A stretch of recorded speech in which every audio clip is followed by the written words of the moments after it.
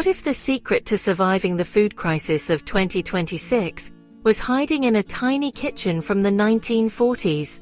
Not in a government policy, not in a budgeting app, not in a supermarket loyalty card, but in the habits of my grandmother, Gran Betty. Today I'm attempting something that sounds slightly ridiculous at first. I'm going to take 5 of the cheapest ingredients in the supermarket and turn them into an entire week of meals, while keeping the cost to roughly £1 per day. No gimmicks, no coupons, no extreme survival food. Just the systems Gran Betty used during the years when money was tight and wasting food simply wasn't allowed. And by the end of this video I'm going to show you something surprising.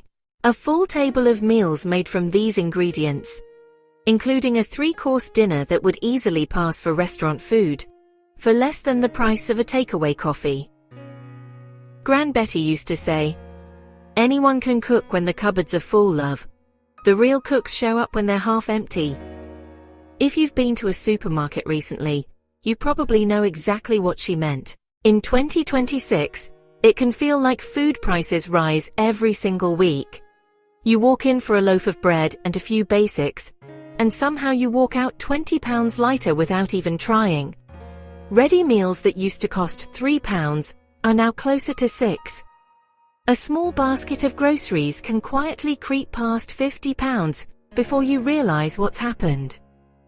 But Gran Betty never believed expensive food meant good food. She believed resourceful food meant good food. And the strange thing is, the more expensive food becomes, the more valuable her old systems start to look. I grew up visiting her small terraced house every Sunday. Her kitchen was tiny, the kind where 2 people standing at the same time felt crowded. The pantry was just a single wooden cupboard beside the stove, but somehow that little cupboard produced soups, breads, puddings, stews, and dinners that fed everyone who happened to show up. When I was little, it honestly felt like magic. Years later, I realized something important. It wasn't magic, it was systems. Gran Betty believed kitchens should run like quiet little economies. She used to say, "Poor planning empties the wallet, good planning fills the table." So today we're rebuilding her system from scratch. 5 ingredients: dried marrowfat peas, pearl barley, stone ground flour, potatoes, and onions. That's it. Right now they look ordinary. But Gran Betty loved ordinary ingredients. She used to tap the counter and say, "The plainer they look, the harder they'll work for you." Now the first principle of her kitchen was something she called bulk and base. Instead of buying finished meals, you buy base ingredients that can turn into dozens of meals. A sack of pearl barley might cost £5.20, but it can produce 30 or 40 portions. A large bag of potatoes becomes soup, bread, cakes, dumplings, stews, and side dishes. A bag of onions quietly becomes the flavor foundation for almost everything you cook. Gran Betty had very strong opinions about tiny supermarket packets. "Small packets make supermarkets rich," she'd say. "Big sacks make cooks rich." But bulk buying only works if you follow the second rule: preparation. Most people buy ingredients with good intentions, then leave them sitting in the cupboard until they go stale. Gran Betty solved that with something she called the Sunday hour. Every week she would spend about 60 minutes preparing the foundation for the days ahead. Peas soaking overnight, barley simmering gently on the stove, potatoes parboiled and cooled, a mountain of onions sliced and slowly caramelized until they turned soft, sweet, and golden. By the end of that hour, the kitchen smelled incredible, and the fridge held several half-prepared ingredients ready to become meals.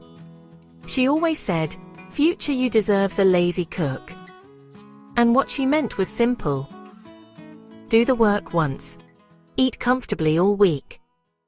I remember being about 8 years old, standing beside her kitchen counter on a little wooden stool. She handed me a spoon and asked me to stir a pot of barley. I asked why she always cooked such big batches.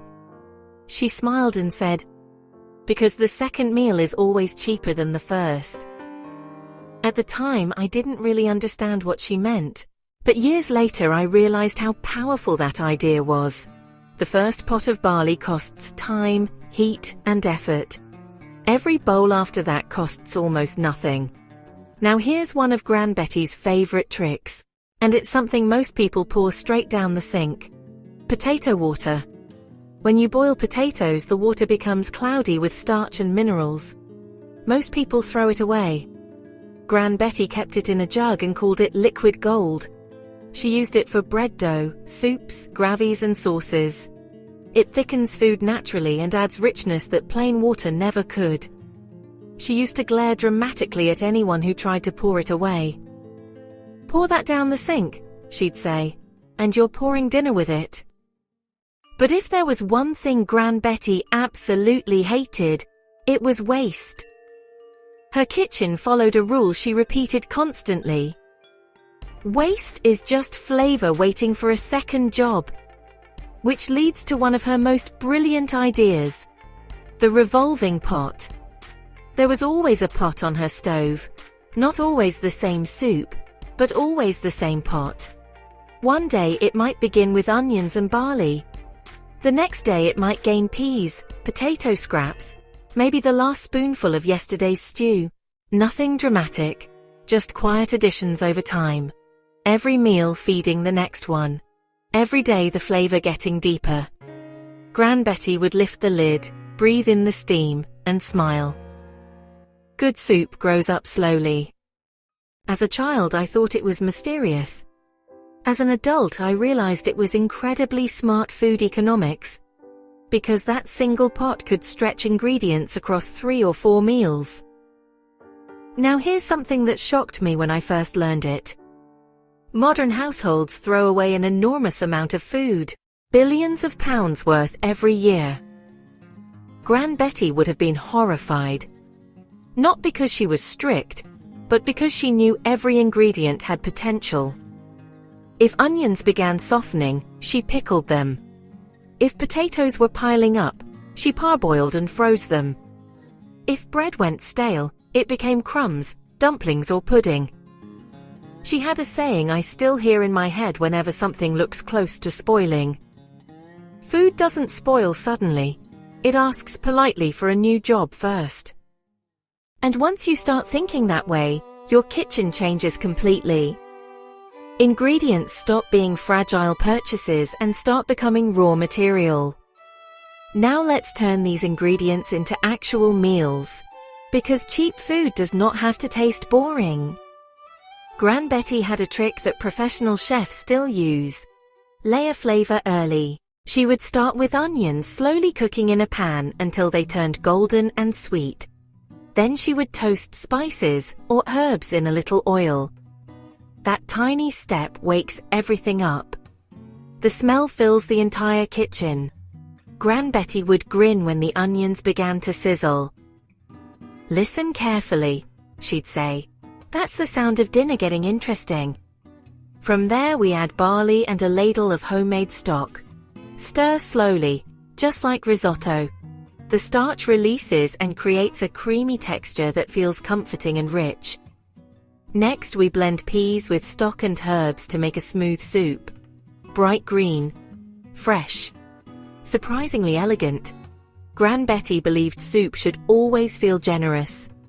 "A stingy soup," she'd say, "is just hot water pretending to be dinner."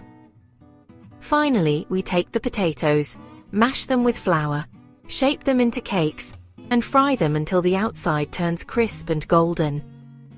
Drizzle a little honey over the top, and suddenly, something incredibly simple becomes dessert. And this is the moment where people usually pause.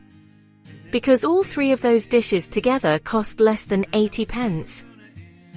Gran Betty loved proving that simple food could feel luxurious. Fancy food, she'd say, is usually just ordinary food with better manners. But here's where the story gets interesting, because something strange happens when you begin cooking like this. You stop feeling restricted. You start feeling capable. When your pantry contains ingredients that last months, barley, flour, dried peas, something shifts in your mind. Food stops feeling fragile. Gran Betty called this pantry security. A full pantry, she used to say, is quieter than money in the bank, but just as comforting. Let's talk about the numbers for a moment. If the average person spends around £12.50 per day on food, coffee and snacks, that adds up to roughly £375 each month.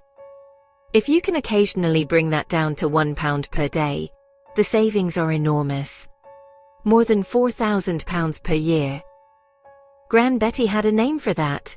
She called it the quiet fortune, not flashy wealth. Just steady savings built one sensible meal at a time. And once you learn these systems, something important changes. You stop being someone who buys meals. You become someone who creates meals. Gran Betty used to tap the pantry door and say, "This little cupboard feeds us better than any restaurant." And she was right. Because once you understand how to stretch ingredients, build flavor and preserve food properly, rising prices stop feeling so frightening. You always have options. You always have ingredients. You always have dinner. Before Gran Betty passed away, I asked her what the most important cooking lesson was. She thought quietly for a moment. Then she said something I will never forget. Learn to cook when life is easy, love. So you're ready when it isn't. So here's my challenge to you. Try the £1 per day food experiment for 3 days this week. Pick 5 simple ingredients. Prepare them once. Cook creatively. See how far they stretch. You might discover the same thing I did. The old ways still work, sometimes better than the new ones.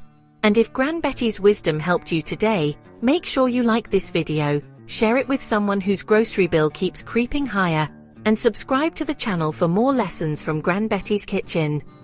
Because she left behind an entire notebook of ideas that the modern world seems to have forgotten. And together we are going to bring them back. One meal at a time.